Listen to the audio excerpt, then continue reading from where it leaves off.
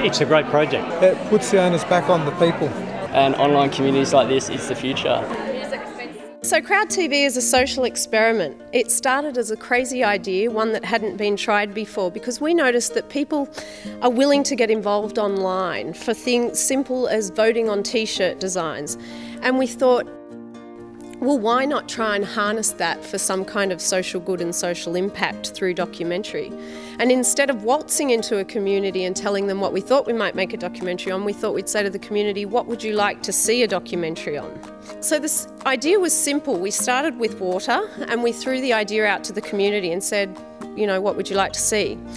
And all the action that happened was online through the online website, the forums, where participants suggested ideas, voted and submitted their own creations for graphics and music. So I've uploaded a couple of tunes, and apparently Kylie's just informed me they've been put on the doco, so that's pretty exciting. Happy that CrowdTV was able to put this film together. I think motion picture is actually the best form of communication, and you know, anything on water sustainability is definitely a positive for our city. CrowdTV is an experiment that aimed to reach different communities with a cross-platform documentary. More accurately described as a crowdsourced documentary, CrowdTV evolved out of a partnership between Western Sydney Regional Organisation of Councils, the Institute for Sustainable Futures, and the production company Australian Documentaries. Funding was received on the basis that a documentary about water issues in Western Sydney would be created. But the content beyond that was left up to the crowdsourcing approach, as directed by the producer and director. Any member of the public was invited to get involved through suggesting ideas for themes, content, and potential interviewees, for example, and voting on others' suggestions. While anyone with access to the website was able to participate, workshops were held with relevant communities in Western Sydney to encourage their involvement.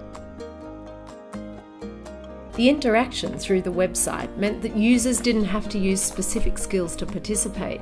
They could simply choose to vote on others' ideas, for example.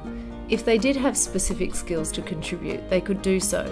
Some users offered graphic designs, others submitted their own original music. Users also earned points for participation, which led to them earning credits in the film. The resultant documentary Thirst screened for the Western Sydney community and participants, and assisted in further promoting the project while acting as a thank you to all those who did participate. The CrowdTV approach may be used as a template and adapted to other future community documentary projects. Australian Documentaries is now planning a second iteration, which aims to encourage community building and participation across a range of social and environmental issues. The first iteration of CrowdTV drew 180 participants from a range of communities. Between them, they submitted and voted on 24 ideas for the documentary. And upon completion of the film, 100 people attended the red carpet premiere to see the result of their contributions up on the silver screen.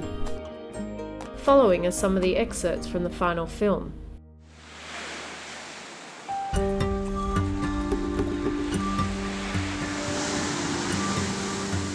I've got this strong idea that geography creates culture. In a way, we think we're above our surroundings, and therefore we think our culture is our culture, but not realising how strongly it comes from the geography that we're in.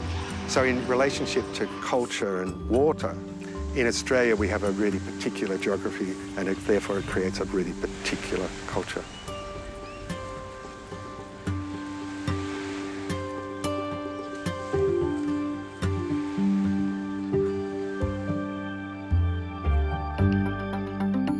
In terms of particularly Western Sydney, people's come from, you know, all the countries of the world just about, with all cultural takes of water. Vietnamese, Malaysian, African, Iraqi, Afghani, Iranian. There's something like well over 200 cultures in Western Sydney, and that's an amazing mix of people coming together on the landscape. So one of the challenges that we have to address is how all these cultural perspectives come together.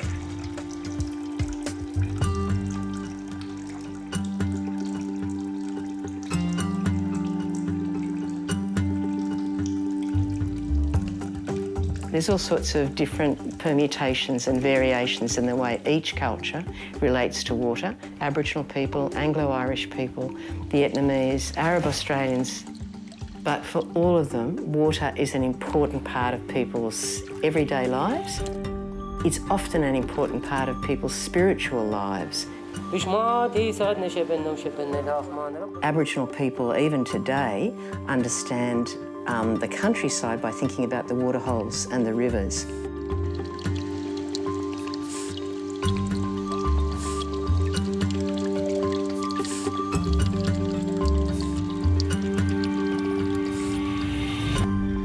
Once you start appreciating the cultures which relate to water of the people who've come into Australia and become Australians, then I think you can draw on those to build a much more attentive society, to think about water and look after it, as well as to share it with other people.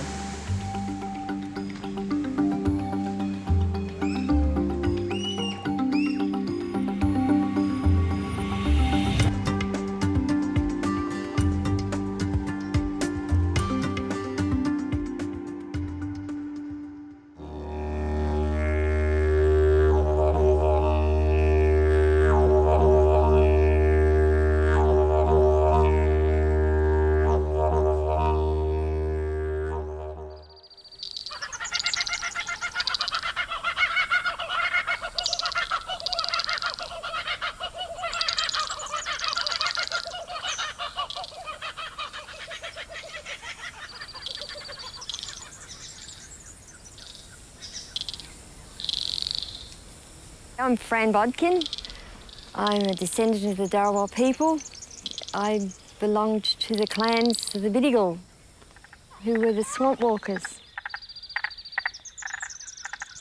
We were the experts in living in swamps and protecting ourselves with the swamps.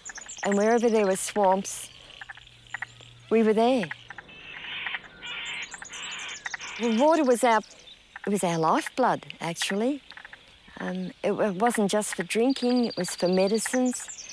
And different swamp waters have different properties. The saltwater swamps have a different property to the bitter water swamps. There's also the freshwater swamps. This is the bitter water swamp. And the bitter water is water that virtually flows over the plains. And it takes within it all the rotting vegetation. And the medicinal qualities of that vegetation is in the water. And that water was used for healing, it's used for medicine, it was used for cooking, and it was used for ceremony. And we had ceremonies that actually respected the water. And all of our rivers, and even these lakes, are guarded by a mermaid. The mermaid keeps the waters clean, the mermaid makes sure there's always plenty of fish there, and she has a taste for men who disobey the law. All of those stories just show the importance of water and the importance of obeying the rules of the water.